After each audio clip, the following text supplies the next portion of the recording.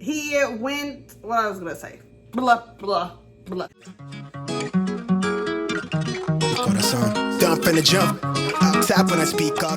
What's up, guys? Welcome back to my channel. My name's Shante, where you get everything motherhood and lifestyle. So today's video is going to be about how I weaned my now 3-year-old son, Kyler, off of breastfeeding. Now, at the time that I weaned him, he was like 2.5 years old.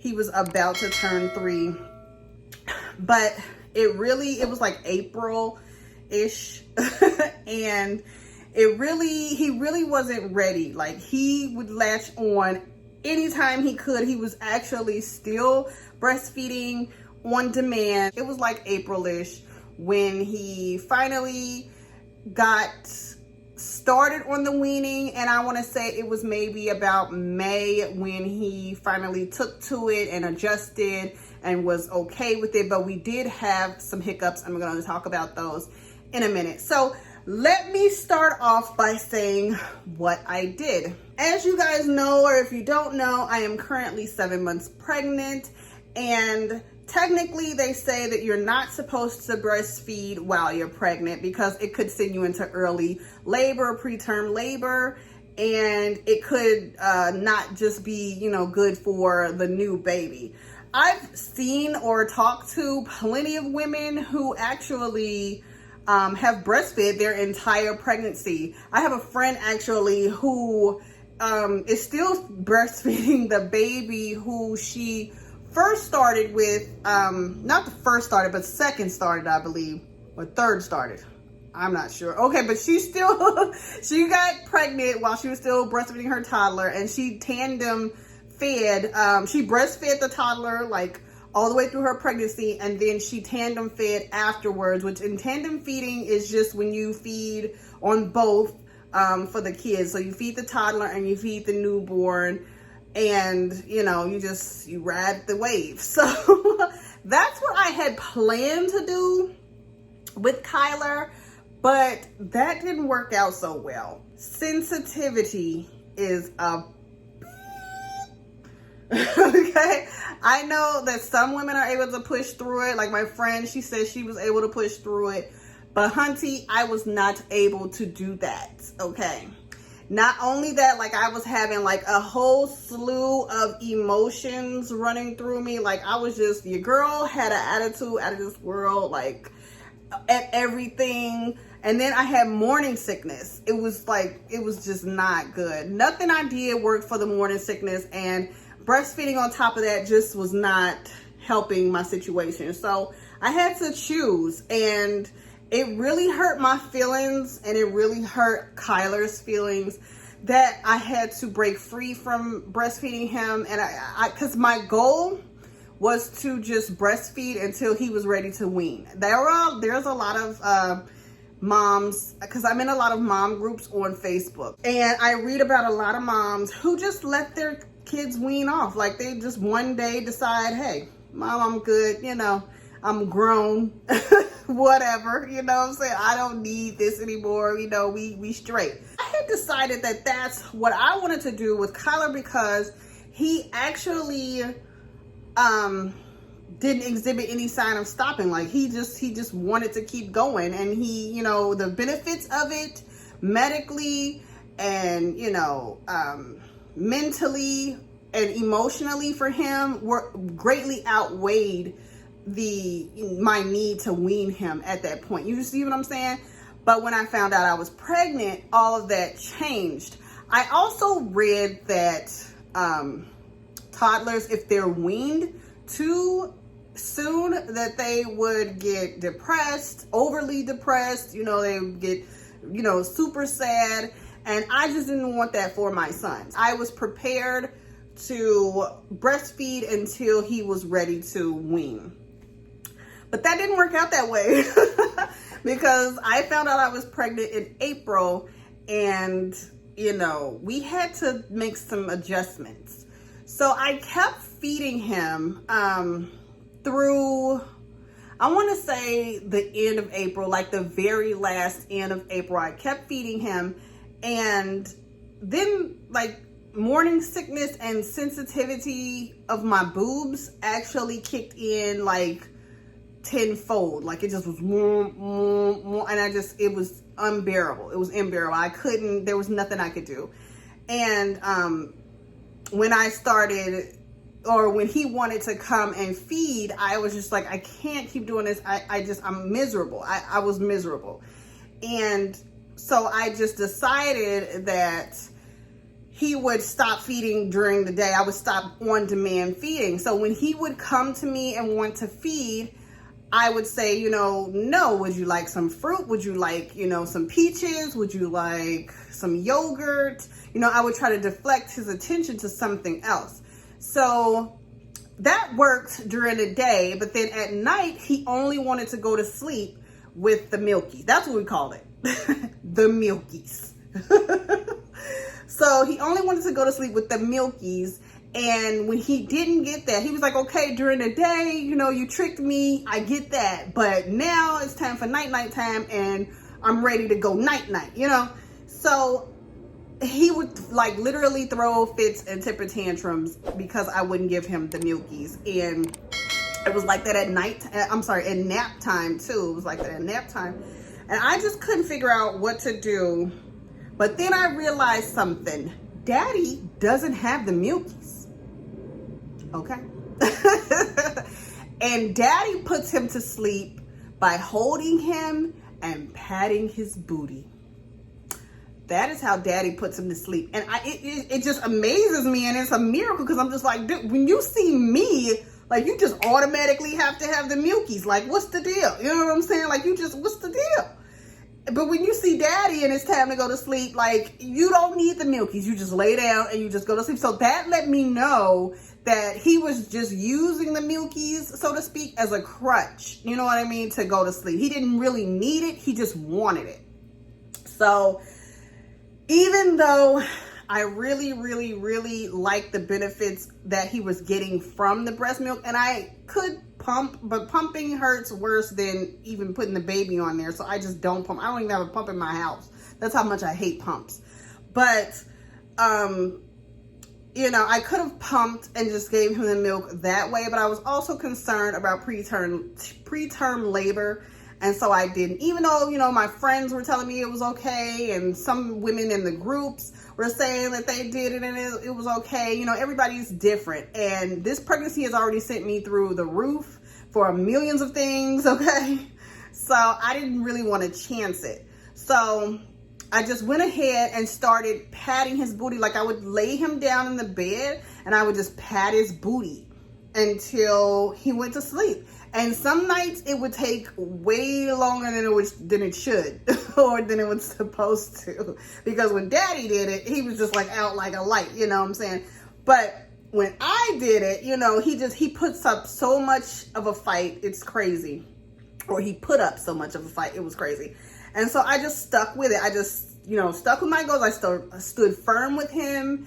And, I just made sure that he realized and he understood that I meant business. When Daddy talks, he knows that Daddy means business. So I'm just like, no, you're going to respect me like you respect Daddy.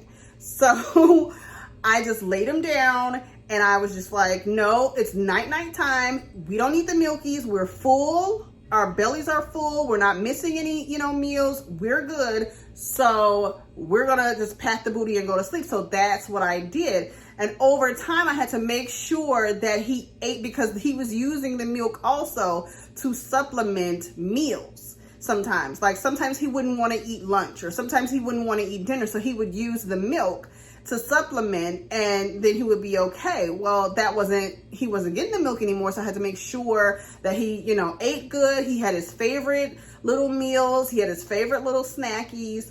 And that his tummy was full. I was making sure that, he never, went hungry.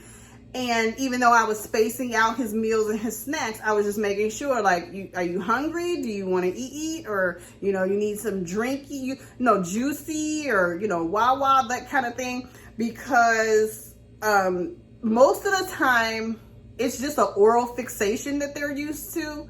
And so if they're just thirsty, or if they're really hungry, then feeding them or giving them something to drink will actually alleviate that need to, you know, get the milkies. So that's what I did. It took a good, like, I want to say 2 weeks for him to catch on to the fact that he was not getting milkies anymore. We still had issues where he would come and he would climb on me and he would pull and tug at my shirt or my bra, and he would, you know, he's like, "Mommy, milky, milky," you know. And I'm like, "No, son, that's not what we're doing anymore." And I would just deflect him during the day, and at night I'd, you know, just be firm with him and be like, you know, "No, we're going to sleep." And so it took him a good while, like I said, 2 weeks, maybe 3 weeks, I want to say. But you have to be consistent and you have to stand firm. These kids, okay, these new breeds out here, they will run you. Okay? You cannot let them do that. You have to make sure that you are standing firm with your decision. And you can't go back and forth. If you decide, okay, for 2 weeks that you are going to wean them off, and be like, you know, "No, we're not doing this," and then 1 week you're like, "Okay, come on, slap on the booby." You're sending them into regression, and then they're going to, you know, they're going to start the temper tantrum even more, and it's going to be higher on a higher level. It's going to be elevated. So you don't want to do that because you're sending mixed signals to the toddler, and they're already confused enough. So you don't want to send mixed signals to the toddler.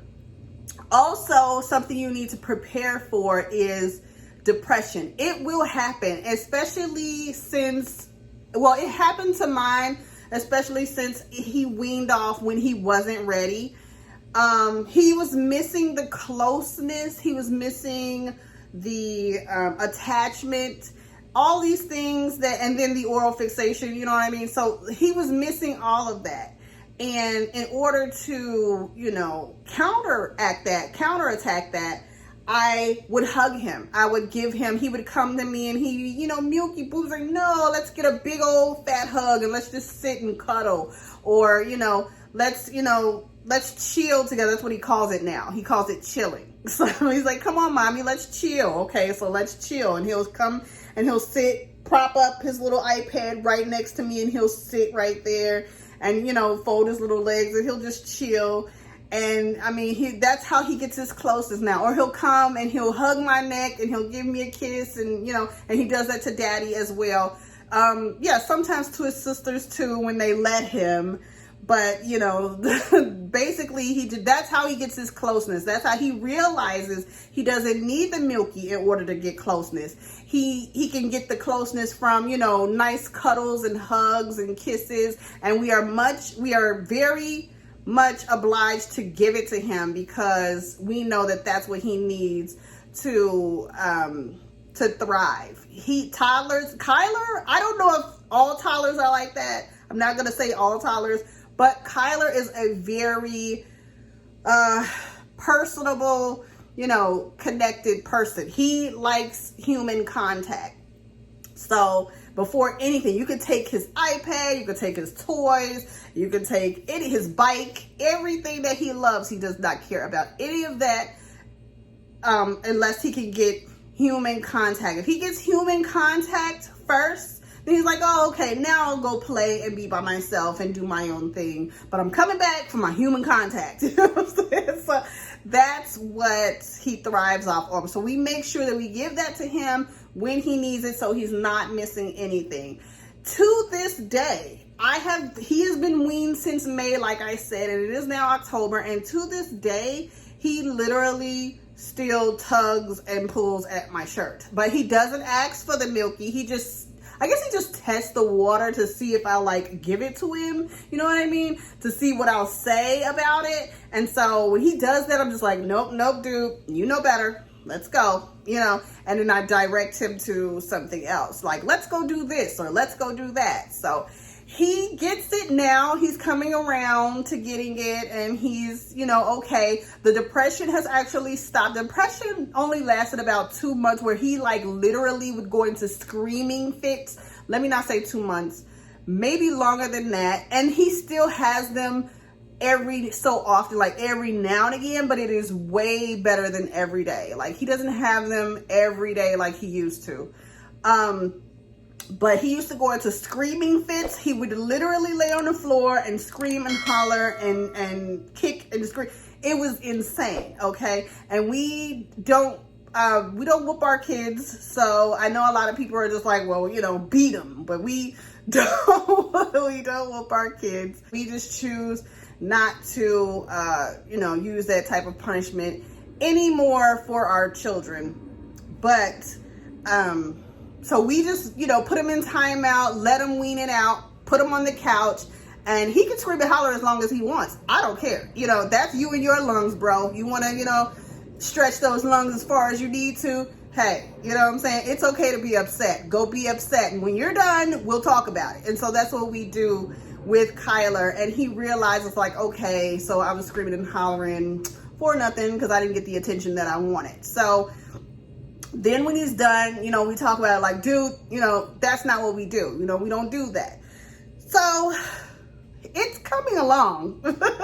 It's a work in progress. But again, the key word here that we want to talk about is consistency. Say it with me. Consistency. Okay? That is the key word that you need to get through your weaning, toddler, breastfeeding journey, okay? If you do not have consistency, you will not make it, sis. I'm trying to tell you, you will not make it. Consistency is what you need. Also, patience. Patience. It is easy to go off the deep end and be like, I'm tired, boss. I can't do this no more. This kid is irking me. Like his life is just, you know what I'm saying, hanging on the balance right now with me. But you have to have consistency. These kids will try you. They will try you until the day that they die, okay? Or to the day that you die. They will try you. It doesn't matter how old they are. They could be 1, they could be 64, okay? They will try you. But as a parent, you have to know that you have to stand your ground and you have to keep that patience level to, you know, on a plateau that you can, you know, adjust to, that they will know, okay, mom's not playing around, I can't do that. Dad's not playing around, I can't do that. So you just have to make sure that you stand your ground. That's the key. We got 3 now. We're working on 3. You got to stand your ground, stay consistent, and have patience. Okay? Those are the keys. I gave you all 3 of the keys with explanations. That's what you do. So those are the keys, guys. I gave you the 3 keys to how you wean your toddler off breastfeeding. Okay? Those are the 3 keys you got going on right there. Okay? If you found this video helpful, definitely give it a thumbs up. And don't forget to like, share, and subscribe to my channel because you don't want to miss the rest of Vlogtober. It's going to be popping. Okay. But yes, you don't want to miss the rest of Vlogtober. And I keep telling y'all, I got Vlogmas coming up. Vlogmas is going to be so lit. You guys, you don't want to miss Vlogmas. I'm out of this piece. Thank you guys for watching. See you guys next time. Peace. Need it forever, but I never ever stop until they put me in the coffin or they off me. They cook the auction, they false print. I wish we could shit with a caution. Hold the 10 toes down for the dogs, you can see the paw print. Searching for the answers in about a minute.